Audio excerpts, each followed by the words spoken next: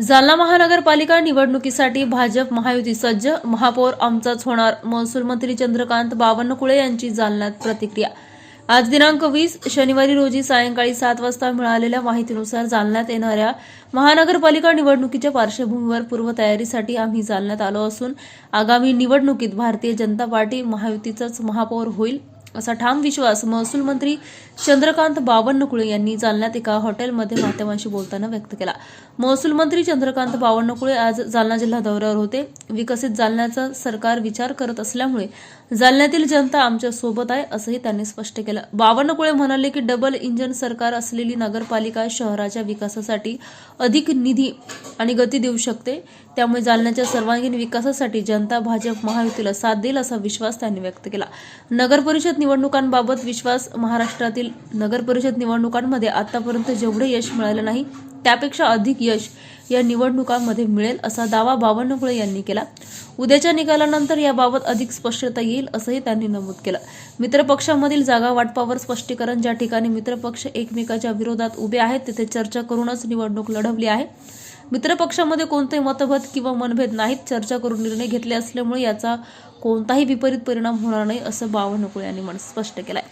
पृथ्वीराज चव्हाण व संजय राऊत यांच्यावर टीका। पृथ्वीराज चव्हाण आणि संजय राऊत यांच्यावर टीका करताना बावनकुळे म्हणाले की हे लोक मीडियामध्ये आपलं अस्तित्व टिकवण्यासाठी अशा प्रकारची वक्तव्य करत आहेत। स्वतःचे महत्त्व वाढवण्यासाठी काही बोलणारे हे नमुने आहेत। उद्धव ठाकरे यांच्यावर टोला, एका मंत्र्यांचा राजीनामा जाणार असल्याच्या वक्तव्यावर प्रतिक्रिया देताना बावनकुळे म्हणाले, उद्धव ठाकरे यांना दिवसाचे स्वप्न दिसत आहेत। रावसाहेब दानवे यांच्या वक्तव्यावर समर्थन।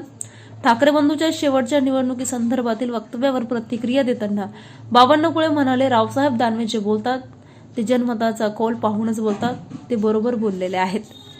आज जालन्यामध्ये येणाऱ्या महानगरपालिकेच्या निवडणुकीच्या पूर्वतयारी करता आम्ही आलो आहे आणि या बैठकीमध्ये भारतीय जनता पार्टी महायुतीचा महापौर जालन्यामध्ये विराजमान होईल।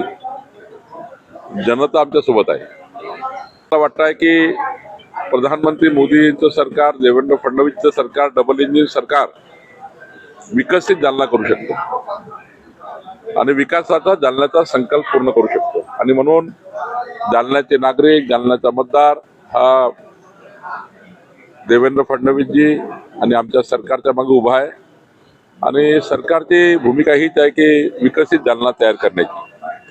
2029चा जालना, 2035चा जालना, 2047चा जालना हा विचार करून सरकार काम करणार आहे आणि त्यामुळे जालन्याची जनता भाजपाचा महापौर या ठिकाणी देईल असं मला दिसत आहे।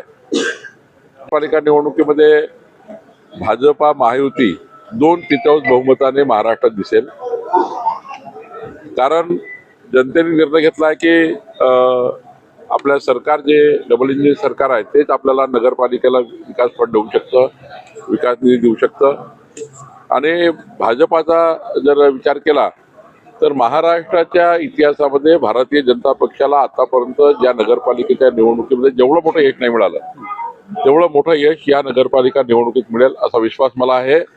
उद्याच्या निकालावर अधिक स्पष्टता आपल्याला होईल। सर, काही ठिकाणी महायुतीमधले जे मित्रपक्ष आहेत ते एकमेकांसमोर उभे राहिलेले आहेत, त्या ठिकाणी आम्ही चर्चा केली होती की बाबा आम्ही समन्वय समितीमध्ये प्रामुख्याने आहे, चर्चा केली होती आम्ही की बाबा आम्ही जर मित्रपक्षात लढलो तर मित्रपक्षामध्ये आम्ही कुठेही त्या ठिकाणी मनभेद होणार नाही, राज्याच्या महायुतीवर परिणाम होणार नाही, त्यामुळे आम्ही चर्चा करून लढलो, त्यामुळे काही प्रश्न नाही। राज्यातल्या आणखी एका मंत्र्याचा राजीनामा होण्याच्या मार्गावर आहे, मात्र मुख्यमंत्री पांघरून घालतायत असं उद्धव ठाकरे म्हणतात। उद्धवजीला दिवसांनी स्वप्न दिसतात, ड्रग्ज कारखान्यासमोर उद्धवजीला दिवसांनी स्वप्न दिसतात। पृथ्वीराज चव्हाणांनी जो काही पृथ्वीराज चव्हाणांनी तुम्ही सांगितलं परवा, संजय राऊतांनी सुद्धा दुजोरा दिलाय त्यांच्यावर। जे लोक हे बोलतात आहे ना त्यांची जरा अवस्था फार वाईट आहे। काहीतरी मीडियामध्ये आपलं अस्तित्व राहावं, राजकारणात अस्तित्व राहावं म्हणून राजकारणाच्या स्वतःच्या महत्व वाढवून घेणे, पण स्वतःचं महत्व वाढवून घेण्यासाठी काही लोक राजकारणात धडपड करतात, त्याचे नमुने हे आहेत। भाजप नेते रावसाहेब दानवे असं म्हणाले की ठाकरे बंधूंची ही शेवटची निवडणूक आहे। रावसाहेब दानवेजी बरोबर बोलले आहेत। रावसाहेब दानवे जेव्हा बोलतात ते जनमताचा कौल देऊन बोलतात, त्यामुळे ते योग्य बोलले आहेत। सर, हिंदी में